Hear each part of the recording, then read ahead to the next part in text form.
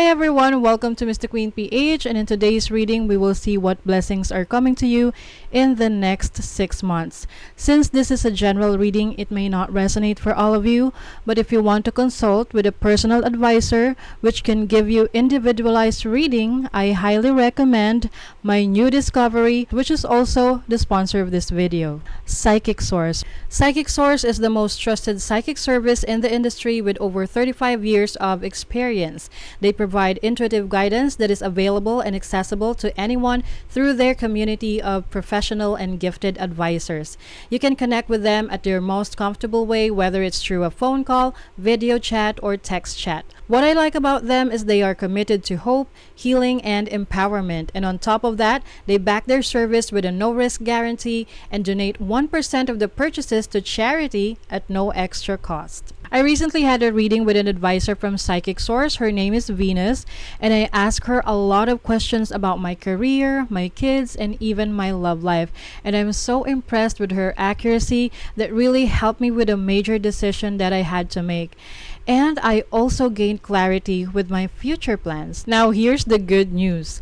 I'm excited to share that Psychic Source is giving an extra special discount to new customers from my channel. This is the best and highest value promotion in the industry, and other psychic brands don't even close. Just go to trypsychicsource.com/MrQueen and use my code MrQueen to try up to 40 minutes with an advisor for just $19.80. That is up to $240 value. 40 minutes will allow you to talk to multiple advisors, and you don't have to use all the minutes in one session. This can help you maximize your time and make the best connection. You can also call the number on the screen to get a reading or scan this QR code to easily access the website. Again, that's trypsychicsource.com/MrQueen or click the link on my description to connect with an advisor anytime, anywhere. Thank you so much, Psychic Source, for this opportunity. Now, let's go to your reading. Okay, Libra, let's see what are the blessings coming to you in the next 6 months from the time na mapanood mo ang reading na to. Let's see, you have lava. Ayan. So, lava is about your passion. This is your courage, lakas ng loob. So, in the next 6 months, you will have this energy of pursuing your dreams, no? Yung tipong hindi ka pinanghihinaan ng loob.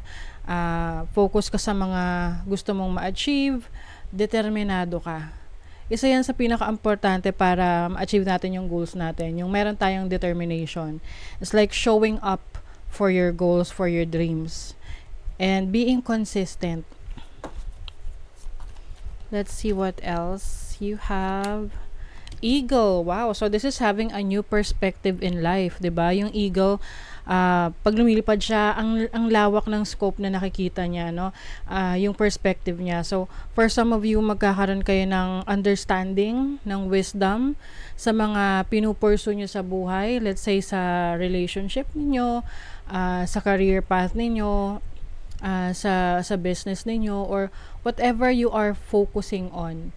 And I also see you na you have this, parang meron kang magkakaroon ka ng gift of vision na alam mo, parang you are a few steps ahead, no? So kumbaga mas advantage ka sa iba dahil mas mataas yung perspective mo, yung nakikita mo, hindi ka lang sa ground, you are seeing a higher perspective and you know what to do.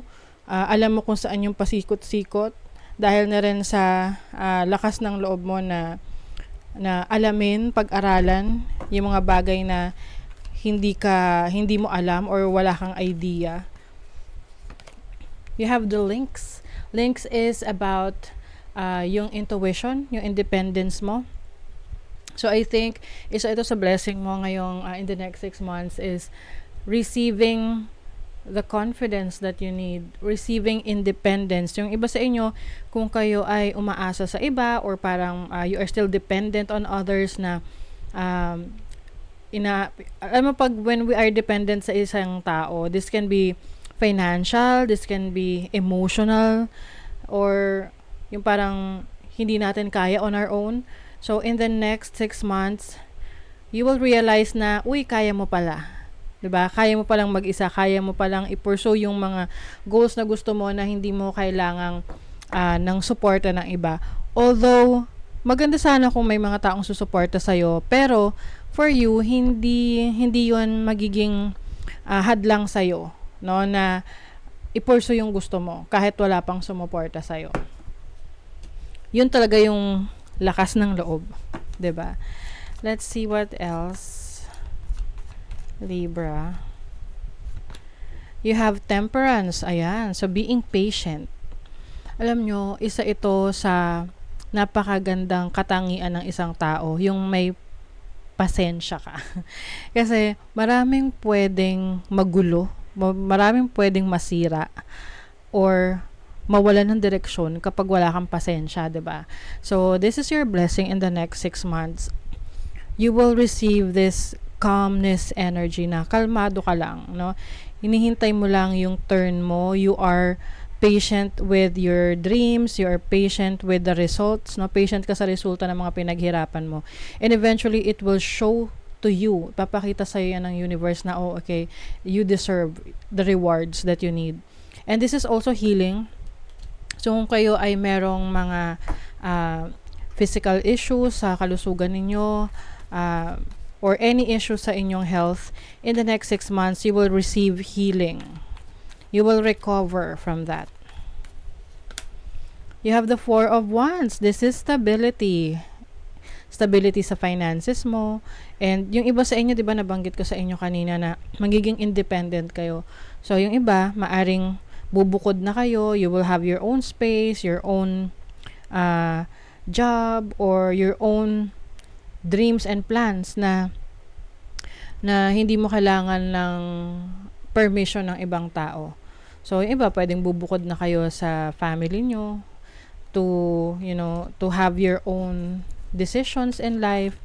Some of you, ang isa sa blessing ninyo is to have your own space. Yung maaring you will have your own house, bibili ka ng bahay, lupa, properties, and this is also a celebration. Maaring meron ka ma-achieve na goal na hindi mo inaasahan na ma-achieve mo in the next 6 months, and magiging celebratory yung energy mo because you will be celebrating with your family, your friends, people na close sa'yo. You also have the 6 of Swords. Some of you, this is a blessing of travel or going to a better direction. This is also overcoming your problems and challenges in the next 6 months. So, this is moving on rin. So, kung kayo ay nagkaroon ng challenging relationship or situation na parang you feel na nag-fail ka, or you were hurt, nasaktan ka, nagkaroon ng separation, painful experience, in the next 6 months, it's going to be easier for you. Mas magiging madali sa'yo na makapag-move on. Kumbaga, mas maganda na yung direction na tatahakin mo. Mas less stress. You also have the Hermit. So, you will enjoy peace. You will enjoy solitude. May mga pagkakataon na kailangan natin mag-isa, and ibig sabihin nun, hindi porket mag-isa ka, malungkot ka na. Yung pagiging mag-isa, it also gives you the freedom and also the peace and serenity. 'Di ba? Kasi walang nakikialam sa'yo, and you can do the things that you want and explore the things that you want to discover. Feel and allow a deeper sense of peace to fill you now. This is a divine quality. Yes, deeper sense of peace. Kasasabi ko lang sa inyo, pagkakaroon ng peace of mind, isa yan sa blessing ninyo. Embrace the power of dance and movement to access your highest guidance.